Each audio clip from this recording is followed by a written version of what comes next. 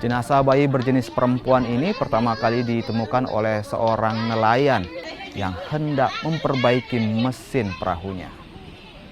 Saat ditemukan, jenazah bayi yang awalnya diduga boneka ini tersangkut di tumpukan sampah. Polisi dan tim Inafis yang menerima laporan warga langsung melakukan olah tempat kejadian perkara dan diperkirakan bayi tersebut berumur 7 bulan. Jenazah bayi kemudian dibawa ke Rumah Sakit Bayangkara untuk penyelidikan. Jadi pada awalnya salah satu warga nelayan dari rumah dengan hendak memperbaiki mesin perahunya. Pada segitu itu sekitar jam 8 pagi.